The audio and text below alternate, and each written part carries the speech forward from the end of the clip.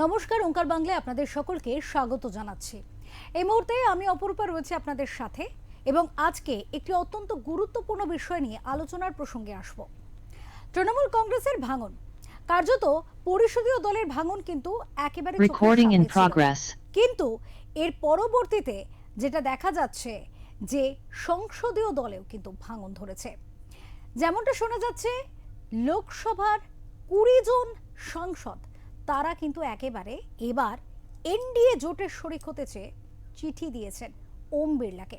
Speaker ওম বিড়লার কাছে যে চিঠি জমা পড়েছে তাতে কাকলি ঘোষ দস্তিদার এবং শতাব্দী রায়ের নেতৃত্বে তারা ২০ জন সাংসদের সই করা একটি চিঠি ওম বিড়লাকে জমা দিয়েছেন।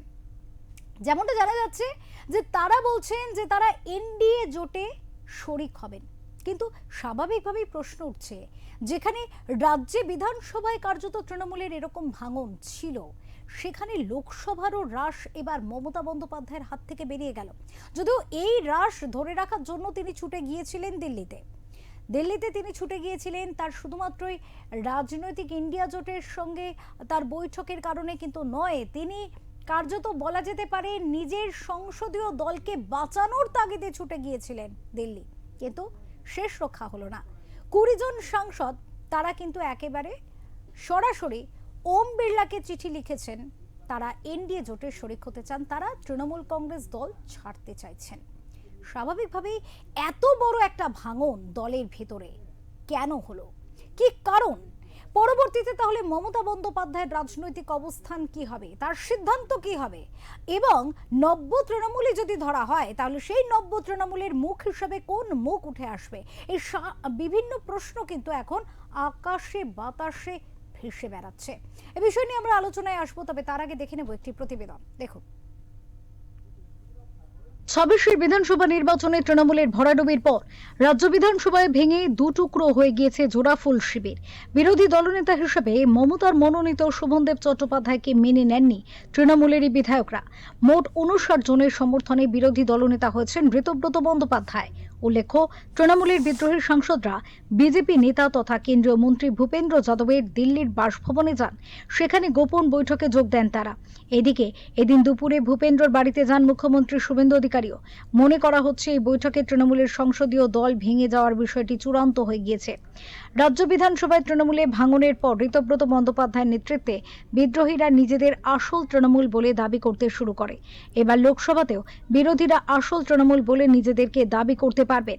সূত্রের খবর, লোকসভায় বিদ্রোহী তৃণমূল সাংসদরা মুখ্য সচেতক হিসেবে চাইছেন কাকলি ঘোষ দস্তিদারকে। স্পিকার যদি তাতে স্বীকৃতি দেন তাহলে লোকসভায় আসল তৃণমূল হতে চলেছেন তারা। এর ফলে লোকসভার দলনেতা হিসেবে আর থাকবেন না অভিষেক বন্দ্যোপাধ্যায়। প্রাথমিকভাবে জানা গিয়েছে, এদিনের বৈঠকে বারাসাতের সাংসদ কাকলি ঘোষ দস্তিদার ছাড়াও ছিলেন হাওড়ার প্রসূন বন্দ্যোপাধ্যায়, বীরভূমের সাংসদ শতাব্দী রায়, বোলপুরের সাংসদ অসিত মাল, মথুরাপুরের বাপি হালদার, ছিলেন মেদিনীপুরের সাংসদ জুন মালিয়া, কোচবিহারের জগদীশ চন্দ্র বর্মা বসুনিয়া, ঝাড়গ্রামের কালীপদ সোরেন, বাঁকুড়ার অরূপ চক্রবর্তী, ব্যারাকপুরের পার্থ ভৌমিক এবং বর্ধমান পূর্বের সাংসদ শর্মিলা সরকার। বৈঠকে ছিলেন সদ্য তৃণমূল ত্যাগের সুখেন্দু শেখর রায়ও, ছিলেন বহরমপুরের সাংসদ ইউসুফ পাঠান, ঘাটালের দেব, নওদার আবু তাহের এবং জঙ্গিপুরের খলিলুর রহমান। সব মিলিয়ে ঘটনা প্রবাহ এখন যেদিকে যাচ্ছে, নিজের হাতে গড়া দলের প্রতীক এখন মমতার হাতে থাকবে কিনা তা নিয়ে প্রশ্ন উঠতে শুরু করেছে। ব্যুরো রিপোর্ট, ওঙ্কার বাংলা। স্বাভাবিকভাবেই আমরা যে বিষয়গুলি আলোচনা করতে চলেছি সে প্রশ্নগুলি তো আপনাদের বললাম। এই মুহূর্তে রয়েছে আমাদের সাথে ওঙ্কার বাংলার এডিটর ইন চিফ বিপ্লব দাস। আসবো দাদার কাছে এবং প্রশ্নে আসবো।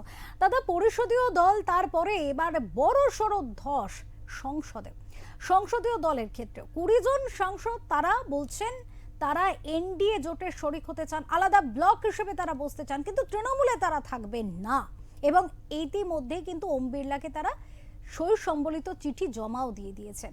আর যদি বলা হয়, কেন্দ্রীয় মন্ত্রী ভূপেন্দ্র যাদবের বাড়িতে কিন্তু একটি গোপন বৈঠক হয়েছিল, যেখানে এই ২০ জন সাংসদ তারা যোগ দিয়েছিলেন, এবং পরবর্তীতে যেটা জানা যাচ্ছে যে মুখ্যমন্ত্রী শুভেন্দু অধিকারীও কিন্তু তিনি ভূপেন্দ্র যাদবের বাড়িতে পরবর্তীতে যান।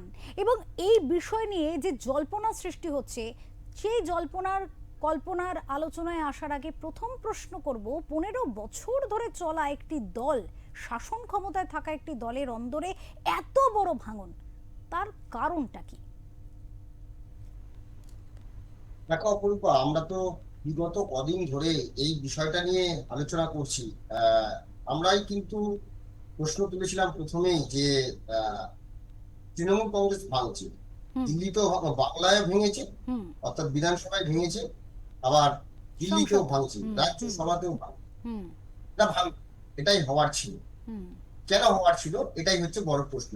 হুম। তো কেন হওয়ার ছিল, প্রথম কথা হচ্ছে যেভাবে এই দলটা চলছিল, একটা পরিবারতান্ত্রিক দল, যে দলে পরিবার, একটা পরিবার শেষ কথা বলে, যে পরিবারে মাথা হচ্ছে মমতা বন্দ্যোপাধ্যায়। অর্থাৎ আমরা যদি দেখি ভীষ্ম মমতা বন্দ্যোপাধ্যায়, তারপরে অন্যান্য যারা আছেন, অভিষেক বন্দ্যোপাধ্যায় আছেন, তারপরে তার ভাইরা আছেন, তাজুরি বন্দ্যোপাধ্যায় আছেন কাউন্সিলর। তো এই একটা দল, এবং যা খুশি মানে যখন যেখানে, যদি আমরা একটু দেখি যে মমতা বন্দ্যোপাধ্যায় মুখ্যমন্ত্রী হলেন, প্রথম 5 বছর মোটামুটি একটা ঠিকঠাক ভাবে চেষ্টা করেছেন কাজ করা, কিন্তু 2014 সালে অভিষেক বন্দ্যোপাধ্যায়কে সাংসদ করা তার কারণ।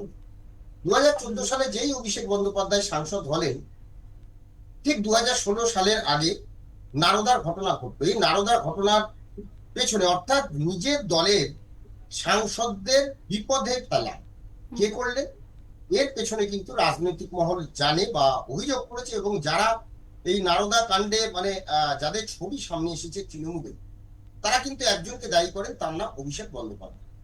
অর্থাৎ 1 বছর 2 বছরের মধ্যেই তিনি দলে এসে এটা করেছেন। তার আগে যদি দেখি যে নির্বাচনে জয়ের পরে, অর্থাৎ ক্ষমতায় আসার পরে, যুবা বলে একটি প্যারালাল সংগঠন করে দিয়েছিলেন তৃণমূল, অর্থাৎ তৃণমূল যুব কংগ্রেসের পাশাপাশি একটা যুবা বলে একটা প্যারালাল সংগঠন, এবং যার মাথায় ছিলেন অভিষেক বন্দ্যোপাধ্যায়। তারপরে শুভেন্দু অধিকারী ছিলেন তৃণমূল যুব কংগ্রেসের সভাপতি।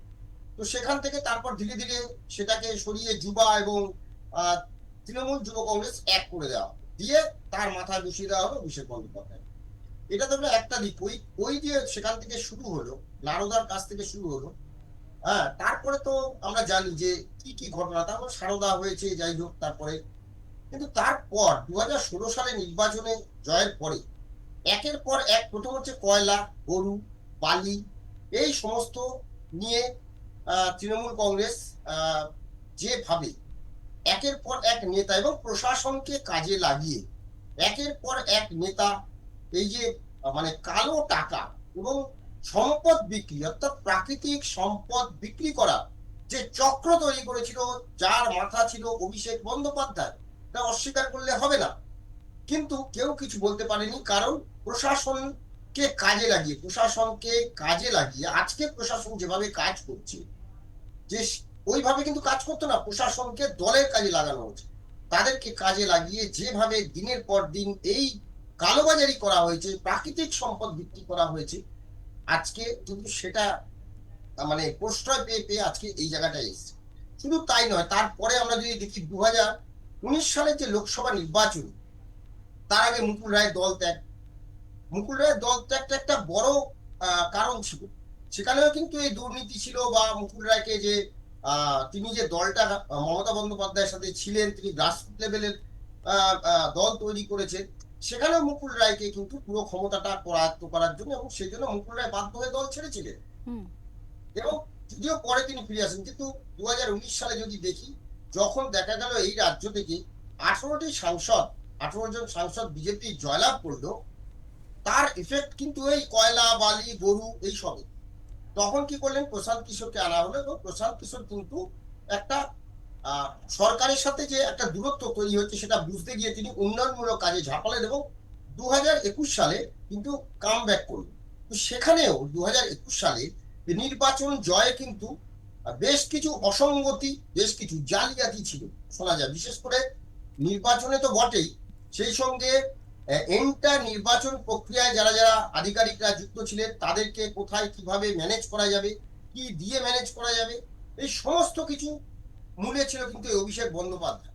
এবং তার পেছনে সেই সঙ্গে ছিল হচ্ছে প্রশান্ত কিশোরের সেই আইপ্যাক। আর তখন থেকে আইপ্যাক স্বচ্ছভাবে কাজ করতে শুরু করলো না, অর্থাৎ অস্বচ্ছতা শুরু হলো তখন থেকে।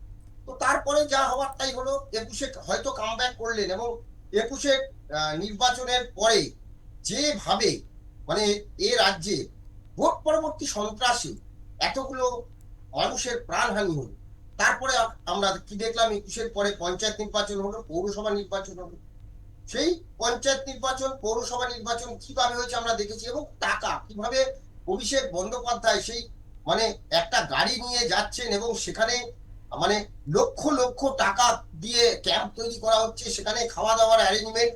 হ্যাঁ, লোকসভা কি নির্বাচনে, হ্যাঁ, পঞ্চায়েত নির্বাচনের আগে আমরা দেখেছি যে কিভাবে দুর্নীতি জালিয়াতি করে এই সবগুলো করা হয়েছে, এবং নির্বাচনে যখন জয় হলো লোকসভা পুরসভা এবং পঞ্চায়েত নির্বাচন, এই দুটো নির্বাচনে যেভাবে আমরা দেখেছি যে তৃণমূল কংগ্রেস যে জালিয়াতি করে, যে জোচ্চুরি করে জিতেছে, তারপরে যদি কোনোদিন স্বচ্ছ নির্বাচন হয়, যেটা হচ্ছে 2026 সালে হলো, আসার কোনো জায়গা ছিল না। কিন্তু যারা ঘাম রক্ত দিয়ে দলটাকে দাঁড় করিয়েছে, তারা কিন্তু এই সব নিয়ে প্রচন্ড ক্ষুব্ধ ছিলেন। কিন্তু কি করবেন, তাদের ক্ষমতা এবং হচ্ছে সমস্ত কিছু তারা যখন পাচ্ছেন, তারা চুপ করেছিলেন, কিচ্ছু বলেনি। কিন্তু আজকে 2026 সালে এসে যখন ক্ষমতা থেকে দল চলে গেল, তখন কিন্তু এই সাংসদ বলো বা যারা নির্বাচিত হয়ে এসছে বিধায়করা বলো, তারা কিন্তু তাদের নিরাপত্তা নিয়ে শঙ্কিত। প্রথম কাজ হচ্ছে নিরাপত্তা, শুধু নিজেদের নিরাপত্তা, সাংসদ বা বিধায়কদের, নেতাদের, শুধু তাই নয় তাদের পরিবারের নিরাপত্তা, শুধু তাই নয় তারাও কিছু কিছু সম্পদ তো পেয়েছে, সেই সম্পদের নিরাপত্তা, সেই সঙ্গে কর্মীদের নিরাপত্তাও কিন্তু, নেতা কর্মীদের নিরাপত্তাও কিন্তু একটা বড় বিষয়। তো এই নিরাপত্তা তারা যখন দেখছে যে এটা তো সম্ভব হচ্ছে না, অভিষেক বন্দ্যোপাধ্যায় বা মমতা বন্দ্যোপাধ্যায় নির্বাচনে হারার পর তারা ঘরে ঢুকে গেল, তারা বেরোলেন না, অর্থাৎ তাসের ঘরের মতো ভেঙে পড়লো।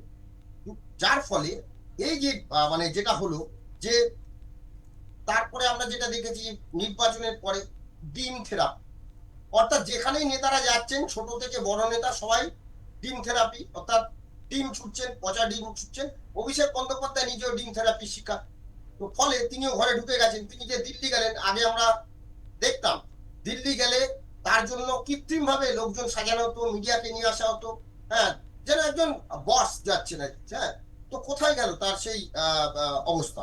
তো এখন যেটা বিষয় যে এই যে তৃণমূলের যারা বিধায়ক বা সাংসদ, তারা কিন্তু প্রত্যেকে অত্যন্ত প্রভাবশালী, শুধুমাত্র তারা কিন্তু তাদের নিরাপত্তা নিয়ে তারা চিন্তিত, এবং তারা যখন বুঝলো যে এই নিরাপত্তা কিন্তু দেওয়া সম্ভব নয় তৃণমূল কংগ্রেসের পক্ষে বা মমতা বন্দ্যোপাধ্যায়ের পক্ষে, তাই তারা সেখান থেকে সরে গেল। তাদের তো দায় নেই, তাদের কোনো দায় নেই, কারণ তারা জানে এই দলটা যেদিন আমরা করেছিলাম আমাদেরকে প্রয়োজনে নিয়ে এসেছিল।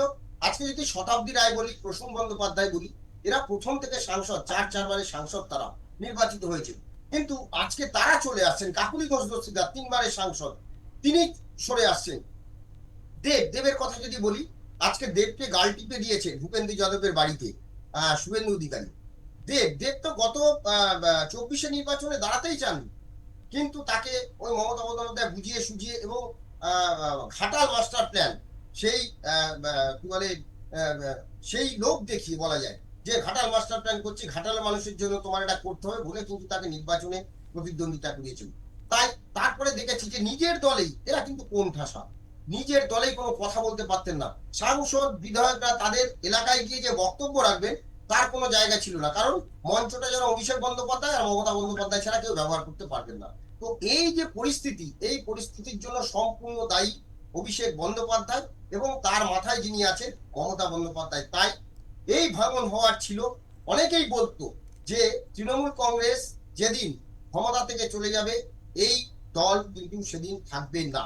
আর ঠিক প্রতিটা কথায় কথা, কিন্তু এটা ঘটনা যে 24 ঘন্টার মধ্যে ওই সেদিনই যেদিন দেখলাম যে 4 তারিখ রেজাল্ট বেরোলো, 6 তারিখে কেউ নেই, এই যে পুরো জিনিসটা, অর্থাৎ 24 ঘন্টার মধ্যে সারা পশ্চিমবঙ্গে যেখানে তৃণমূলের পতাকা সেখানে ওয়াশ আউট হয়ে গিয়ে বিজেপির পতাকা চলে এলো।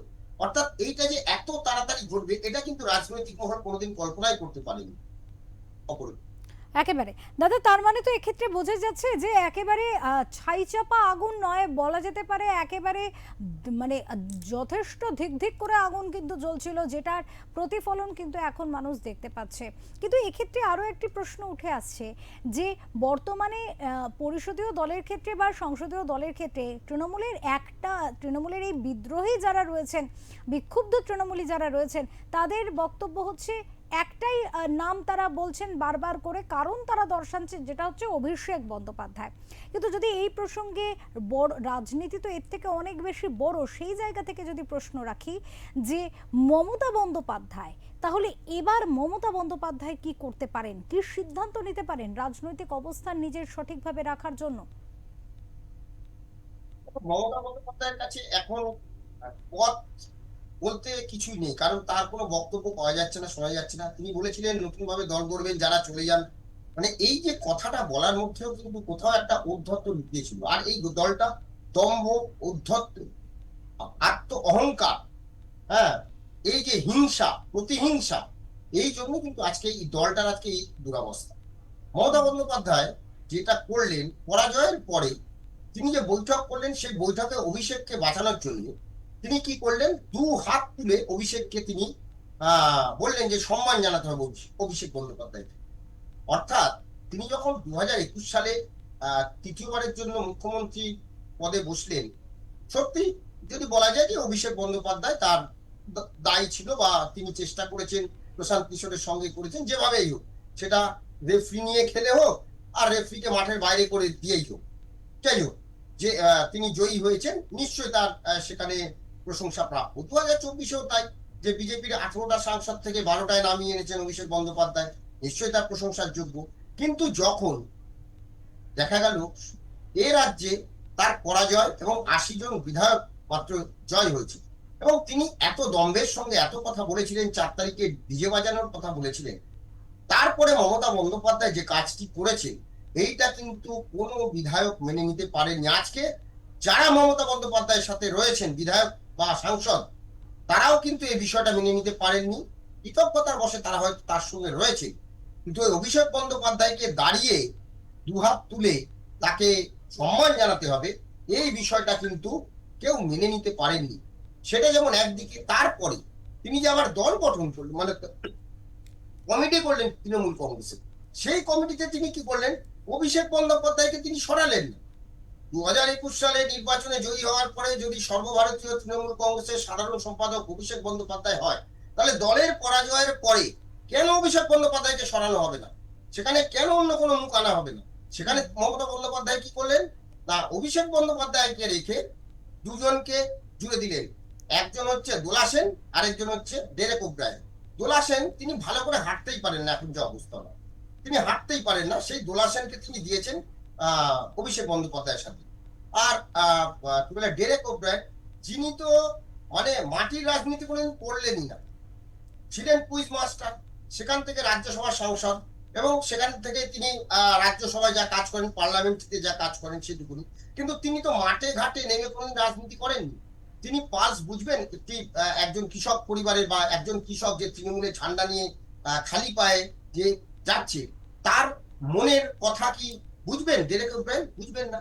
তো তাকে তিনি রেখে দিলেন, অর্থাৎ অভিষেক বন্দ্যোপাধ্যায়কে মাথায় তিনি রাখবেন, এটাও কিন্তু একটা বড় কাজ করেছে। তো ফলে মমতা বন্দ্যোপাধ্যায় এখন এই যে তৃণমূল কংগ্রেস তার সম্পত্তি, তৃণমূল কংগ্রেস মানে মমতা বন্দ্যোপাধ্যায়, অভিষেক বন্দ্যোপাধ্যায়, এই বিষয়টা থেকে যখন বেরিয়ে আসতে পারেননি, এখানে এ প্রসঙ্গে আরো একটা কথা বলি, যে আজকে কংগ্রেসের হাল কিন্তু একই অবস্থা, যে যতক্ষণ না ওই গান্ধী পরিবারের থেকে কংগ্রেস ছেড়ে বেরিয়ে আসবে, এই কংগ্রেসের দশা কিন্তু একই থাকবে।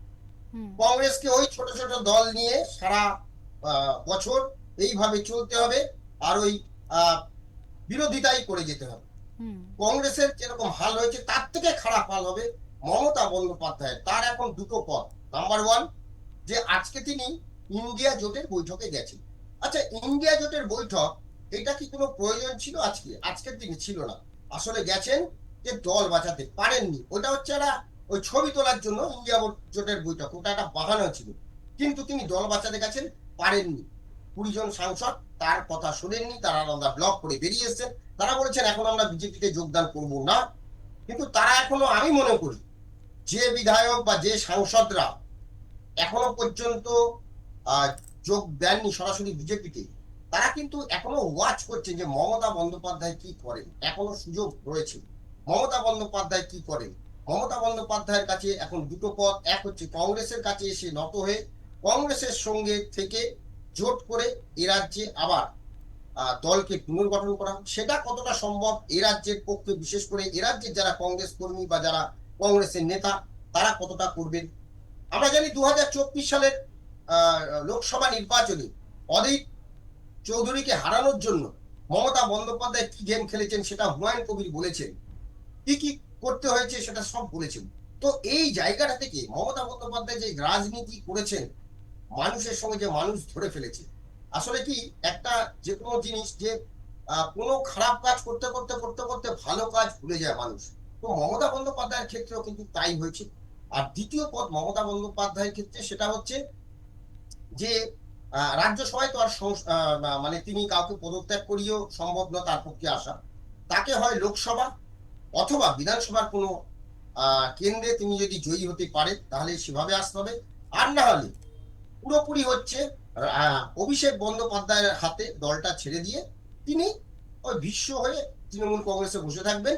তিনি দেখবেন, মাঝে মধ্যে রাস্তায় না উঠবেন। এটুকু ছাড়া মমতা বন্দ্যোপাধ্যায়ের আর কোনো পথ নেই। হুম, অনেক ধন্যবাদ, অনেক ধন্যবাদ দাদা।